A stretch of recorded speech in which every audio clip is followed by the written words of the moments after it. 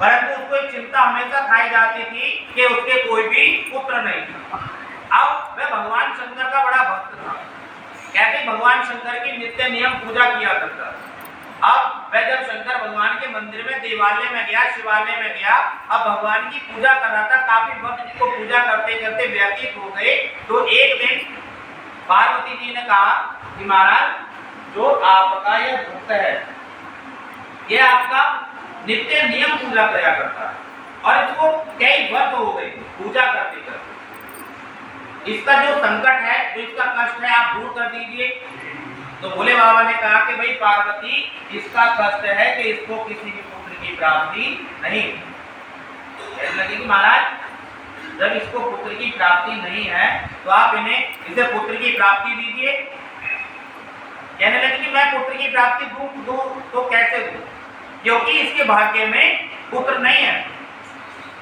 अब पार्वती ने कहा कि प्रभु यदि आप इसको पुत्र की प्राप्ति नहीं देंगे तो भक्तों का आप पर से विश्वास उड़ जाएगा।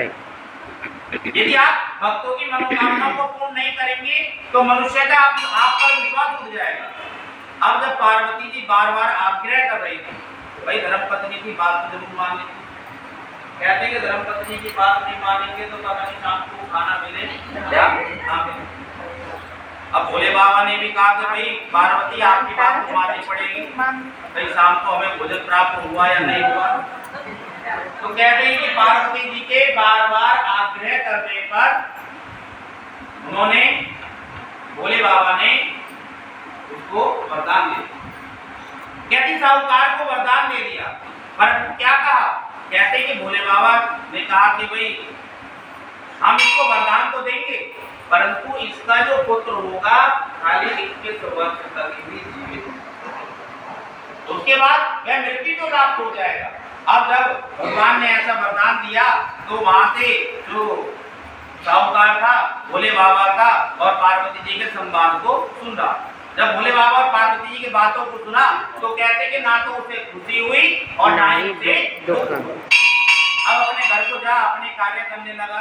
कहते कि कुछ समय के पश्चात उनकी धर्मपत्नी गर्भवती हुई और उनके गर्भ से बड़े सुंदर पुत्र की प्राप्ति हुई।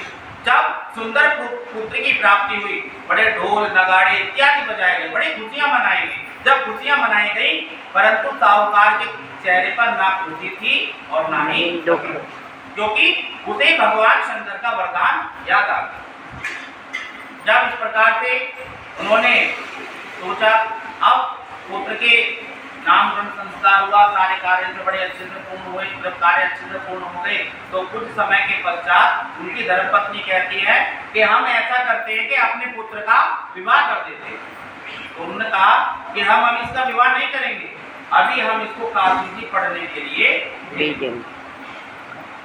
अब मामा को बुलवाया, मामा और भांजे को साहूकार ने अत्याधिक धन दिया और क्या कहा कि भाई जब भी आप काशी जाओगे तो रास्ते में जिस स्थान पर भी आप रुकोगे उस स्थान पर आप संतों को भोजन कराते हुए जाओगे, ब्राह्मणों को भोजन कराते हुए जाओगे। तो जब अत्याधिक धन उन्होंने दिया तो वह वहां से रवाना हुए। रवाना होते एक नगर में जा पहुंचे।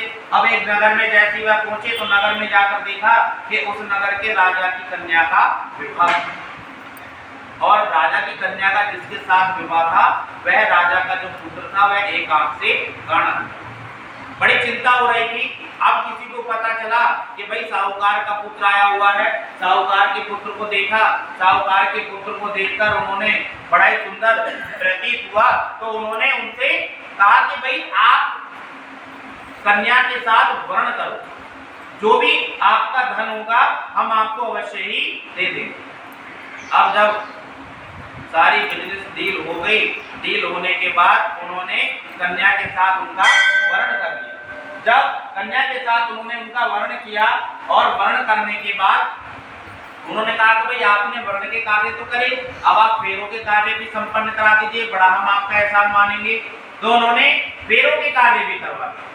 जब उन्होंने फेरों के कार्य करवाए और फेरों के कार्य करवाने के बाद साहूकार के लड़के ने उस कन्या की सुनी पर क्या लिखा कि भाई तेरा विवाह तो मेरे साथ संपन्न हुआ है, अन्यथा जिसके साथ तुझे विदा करा जाएगा वह एक आंख से खाना। ऐसा चुनरी पर लिखा और वहां से रवाना हो। रवाना होकर कहते हैं कि काशी जी पहुंचे।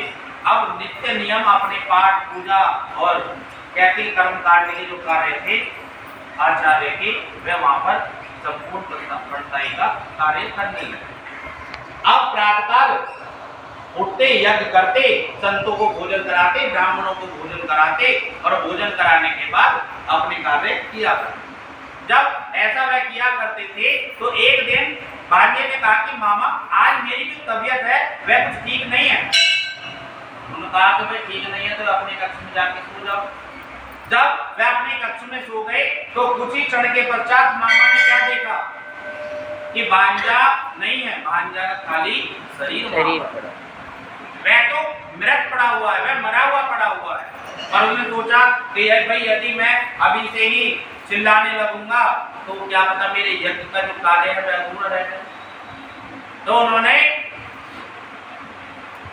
यज्ञ का कार्य करने के बाद रोना चिल्लाना प्रारंभ कर दिया। कहते कि अक्षमात वहां से भोले बाबा और पार्वती जी वहां से जा रहे थे। अब जब भोले बाबा और पार्वती जी वहां से जा रहे थे, पार्वती जी ने सुना कि महाराज मुझे ऐसा प्रतीत हो रहा है कि कोई दुखिया रो रहा है, आप उसकी समस्या का हल करें। तो पार्वती से भोले बाबा कहते हैं कि देवी कलयुग यह एक कर्म क्षेत्र भूमि, यह कलयुग एक कर्म क्षेत्र भूमि। कहते हैं कि जैसा किसान बीज बोता है वैसा ही वो फल काटता है। भाई उसकी आयु पूर्ण हो गई, उसकी आयु पूर्ण हुई और वह स्वर्गलोक को सिधा गया। अब पार्वती जी दोबारा से बार बार आगे कर रही है। कहते हैं धर्मपत्नी फिर बार बार भगवान को टॉर्चर कर रही है। अब भोले बाबा ने कहा कि देवी जब आप हमें बार बार कह रही हैं तो हम उसको बच्चे को जीवित का वरदान दे दें। वरदान दिया, वह उठ खड़ा हुआ और अपने नगर के लिए रवाना हो। कहते जैसे वह नगर के लिए रवाना हुए और उसी नगर में जा पहुंचे जिस नगर में उन्होंने कन्या का परिग्रहण किया, शादी की। वहां पर राजा ने पहचान लिया, बुलाया, काफी समय तक वहां पर रहे, वहां से रवाना हुए। अब जैसे में वहां से रवाना हुए अनेक दास दासियों और रथ हाथी घोड़ों पालिकाओं सहित अपने नगर के लिए रवाना हो। वह जैसे नगर के लिए रवाना हुए, अब साहूकार और उनकी धर्मपत्नी अपने घर की छत पर बैठे हुए थे और छत पर बैठे हुए उन्होंने यह प्रण कर रखा था कि भाई जब तक हमारा पुत्र यदि सकुशल घर हमारे आता है तो हम छत पे से उतरेंगे, अन्यथा हम छत पे से गिरकर अपने प्राणों को त्याग देंगे।